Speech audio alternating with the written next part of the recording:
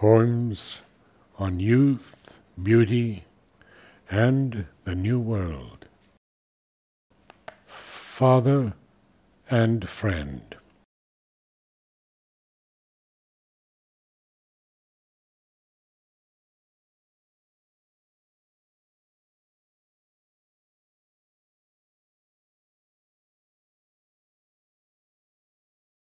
Father and friend, as son I mourn you not.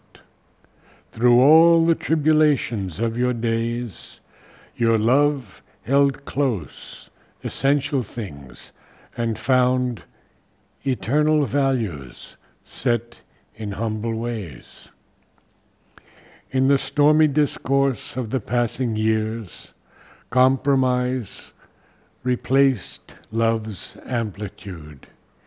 In a marriage fraught with bitterness and tears, uneasy truce, a frail and thin veneer. Through all, this heart was wedded to your fate, and suffered more, the more your distanced lives and angered words did finally alienate the unity your marriage vows had sought. Of the anger and its cause I hold no key, for sudden anger also rose in me, unbidden guest but sanctioned by my fears. Now, in the light of 60 years, I see that underlying all the painful tears, a love still stood when all I saw was fall, the ruin of a broken family, and years of sadness beyond my mind's recall. There came the day of my mother's passing on.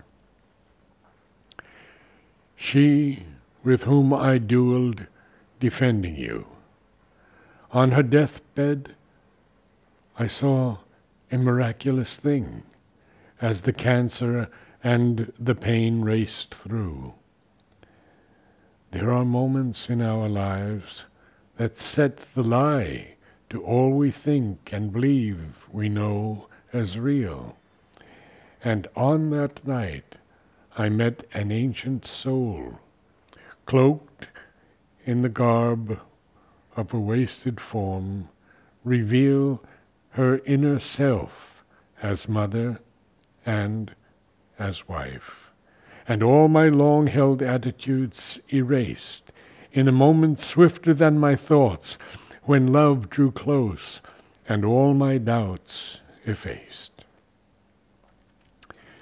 Through suffocating throes and numbing haze of drugs that stilled the pain but brought no hope, her ravaged frame, unable now to move, she slipped from the failing envelope.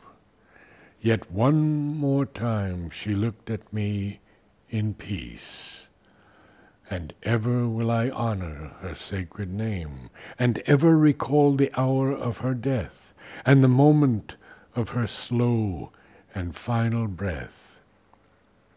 For then, miraculously, she turned her head to face you, Father, standing by her side, and somehow smiled a smile that deified the moment and your term of life on earth. A smile so warm, so filled with joy, that I, in wonder, humbled by such deeps of love, stood silent by, as she so peacefully released the soul that upward swiftly fled.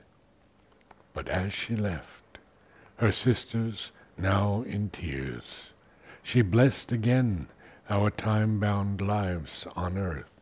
For as she rose, such silence filled our ears, a fragrance unknown on earth infused the room and stilled all thought to lift us into light. Neither the rose nor the jasmine's haunting air could match that scent of the psychic being there, its benediction calming our grieving souls. And now, my warrior friend, you too are gone from pain and the crushing weight of days. But as I slowly see within, I find a joy that broke the bounds of limiting mind, a closeness unabridged by death and time, lifting us above our worldly fears, wiping from eyes the stain of sorrow's tears, and through all future births, a love divine. Remembrance of my childhood's scented days, the fruiting vines, the ladened cherry tree, the flowers' endless song to sunlight's rays, the forest's grasses, soft as children's cheeks, the magic sound of rivulets and streams, the carol of birds, chant of the soothing winds, and the wonder world of childhood's dreams, all by your beneficence made live. I wander through the corridors of time, on my lips a prayer of gratitude for all the sumptuous gifts your hand bestowed, lover of life, embracer of things divine. Where is loss when your gifts outlast the years? What grief of the heart, what sadness could endure the light of love, the treasure now secure in the easy benediction of the days?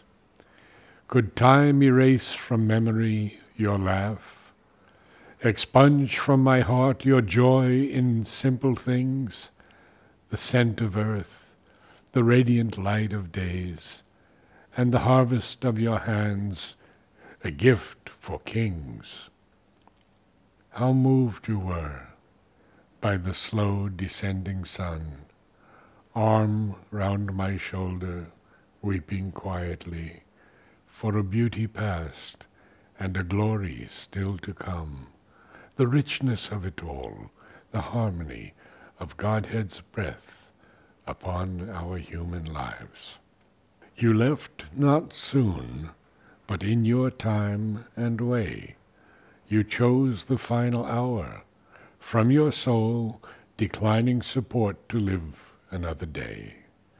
The earth you cherished, nurtured with your love, receives you now as friend and honored guest, who tilled the fields of youth and age with grace. Yet only your broken frame is laid to rest.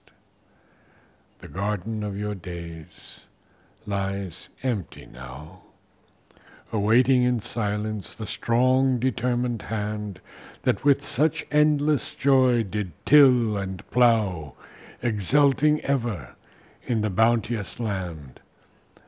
The soil you tended lies in stillness now, asleep in winter's streams of cloudless skies. When spring will bless the earth with warming hands, and from this day remembered there shall rise a prayer for the deep perfection of your soul, in flight to its resting place among the stars, to move decisively towards your goal, your spirit's truth, your strong and singular path.